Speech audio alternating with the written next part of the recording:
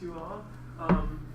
Again, my name is Brennan Spinelli, and take space to make space. So I wanted to, this presentation, what it's going to do, I want to give you all basically a format or proposal of what you could do in a live class as far as an option for implementing the class presentations. And in my case, I decided in one of my classes to put them online because I kind of felt that there were some challenges with incorporating the presentations in the class.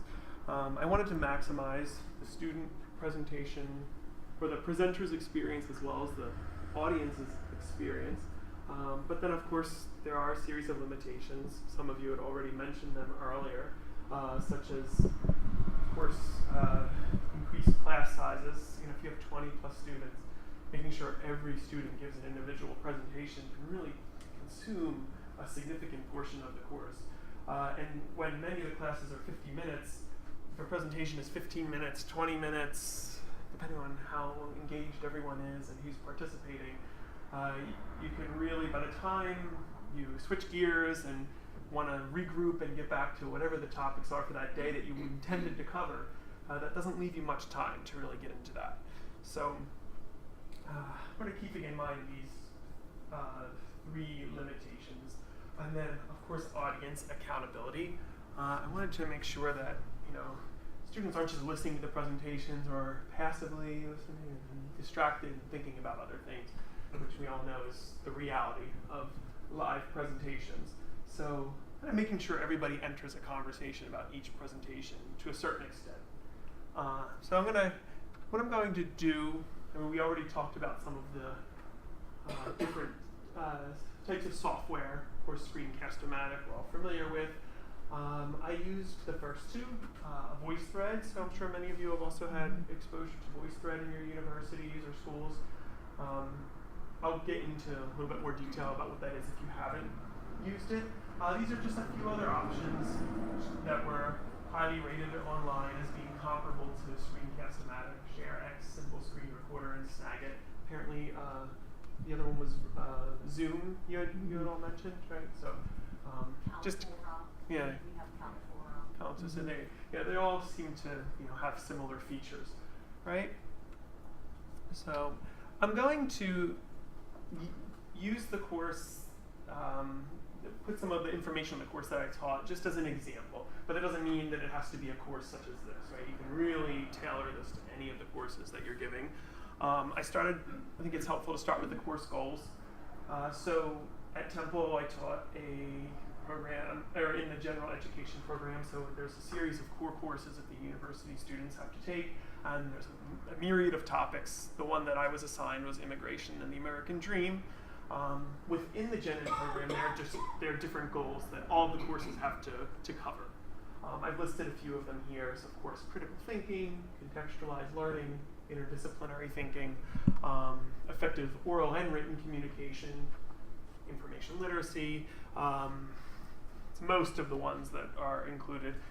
And I highlight in yellow the goal that, of course, is most explicitly relatable to a presentational skills assignment.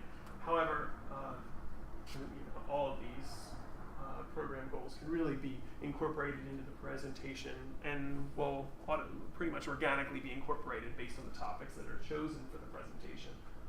Okay, so within the individual course, in my case, Immigration and American Dream, there were specific course objectives as part of a race and diversity credit. So as you can see, I just list some of these course objectives, right? Understanding the relationships among diversity, justice, and power, recognizing how race intersects with other group identifications, investigating different forms of race and racism, and of course, this last objective, discuss race matters with diverse others in relation to personal experience. I highlight this specific goal just because I wanted to emphasize that moving these presentations online really opens up more possibility to respond to this goal, because students are going to all enter into a conversation, a continual conversation on every single presentation. So I'm going to get into the details now of how I what I aim to achieve with these presentations. Of course, developing fundamental skills, effective communication, whether that's a live presentation, an online presentation, that's for sure one of our goals with any presentations, as well as the skills, the traditional skills involved, right? Selection and synthesis of material, using the proper language, that it's concise, that it's coherent, as well as helping students or guiding them to even know how to do a presentation. So many students, we tell them, okay, you're going to do a presentation, but they don't really necessarily know how to, introduce the material, introduce themselves, how to sequence the information that they're going to be using, and how to conclude the presentation, what information to select. So this kind of gives them this option. You can create a series of different activities or assignments that focus just on that alone. And then finally, encourage an academic dialogue with diverse perspectives on each individual presentation. So I'm going to show you how I did it.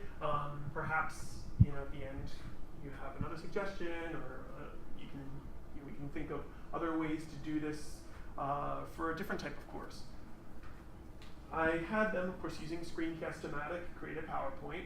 The course presentation was on selecting a current event news article related to immigration, whether that's an immigration situation domestically or internationally.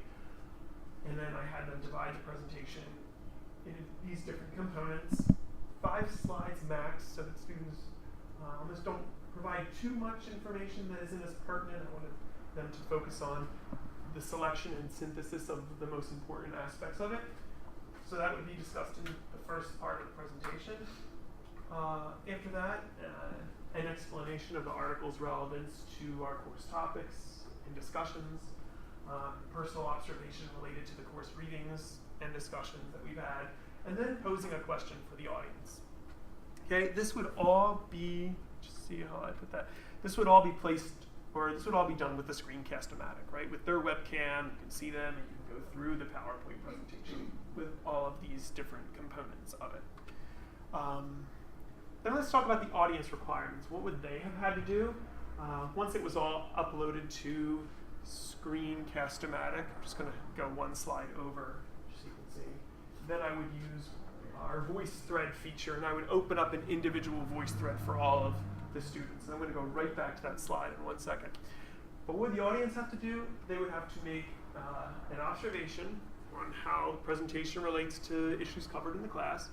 They would have to respond to either the presenter's question that was posed or another classmate that had already seen the presentation and posed a question.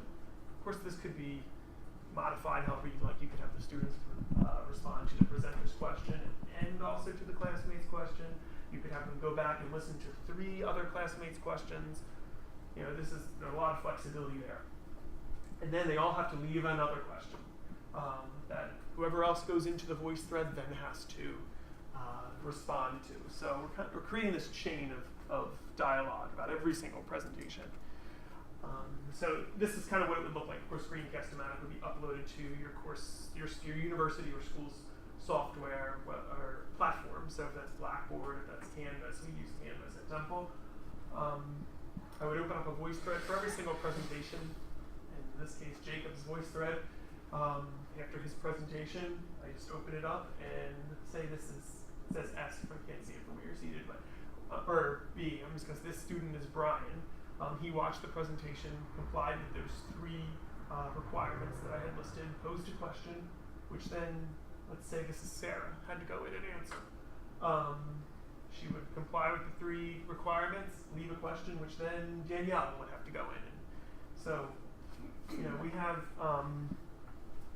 the whole entire class enters each presentation. And then the nice thing about voice thread is you can actually go in and you can even make a typed comment, you can make a voice comment just by directly clicking on someone else's submission. So you could really go in as in depth with this as possible. And then I wanted to talk about certain advantages, right, for the presenter.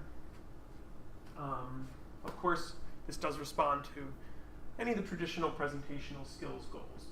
I just want to emphasize that by taking it out of a live class, this is all for a live classroom, right? By taking it out of that live space and putting it online, by doing that, we're not necessarily sacrificing a lot of the benefit that they can take away from this. Some people might, you're not in that live space. That social dynamic is definitely different. But there's a lot of skills that we can really hone by putting them online. But the fact that the students have to publish or post the presentation, it does encourage a lot of rehearsing beforehand, right? So this is where, if you'd like, you could draw your attention to certain points of the presentation that you want them to focus on, right? Before they post it. Where they can then focus on their delivery, the language that they're using, right? Did you introduce yourself? Did you give a quick explanation of your main goals with giving that presentation? How is the content coverage that you provide? How is it concluded? And then what you then have is, when this is posted, you then have this product for each student that they can then use for self-reflection, self-evaluation. Go back, critique your presentation, mention certain points that you thought were very nicely done, others that you think could use some improvement.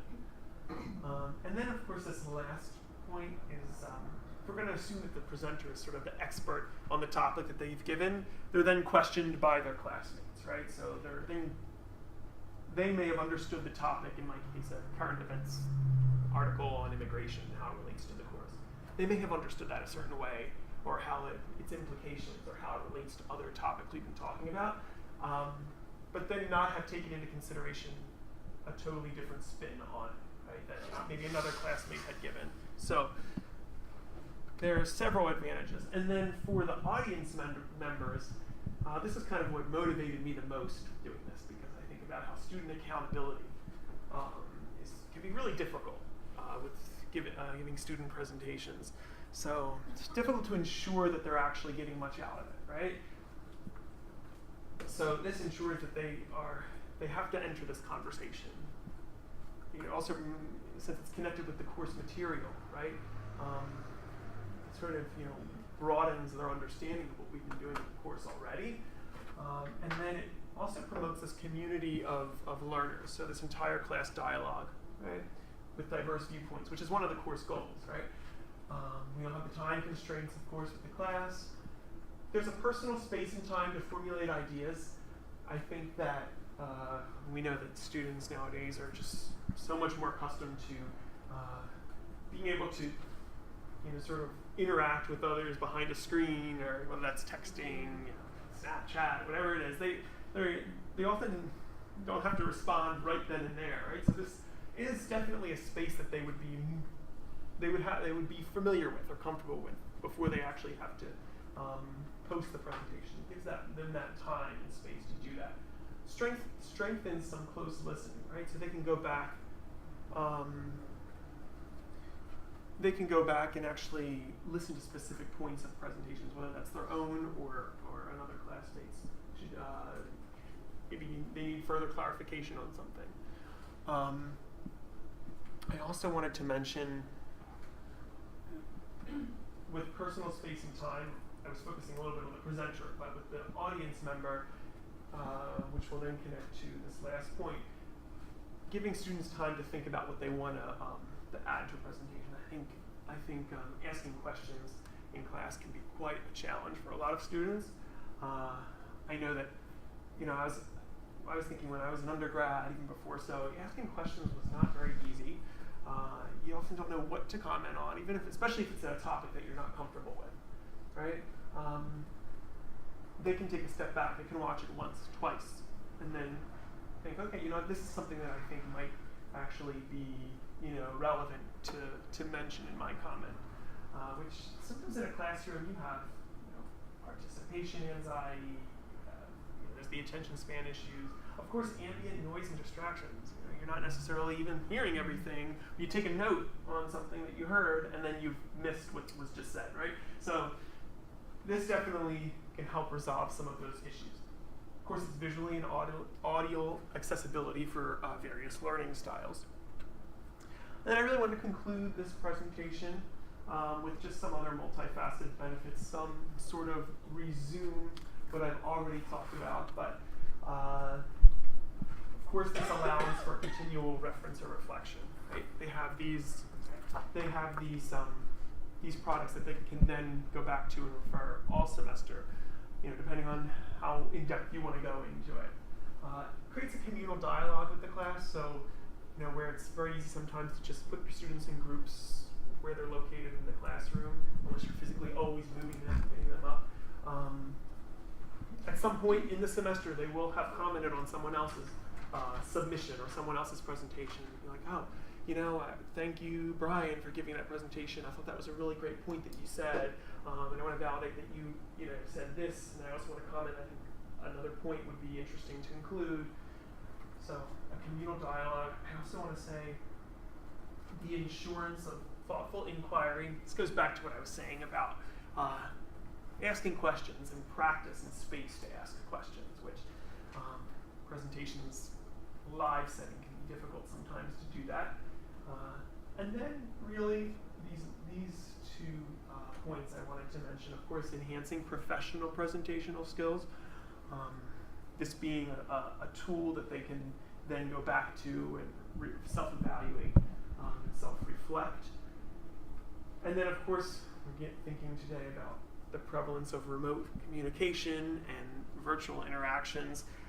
This gives students further experience and exposure with using software like this, where many in their future careers they're going to have to be doing Skype interviews or Skype meetings or any type of webcam situation, Google Chat, whatever that requires. This kind of only furthers their understanding of those types of tools. Okay, and I think that's basically where I want to end. Thank you.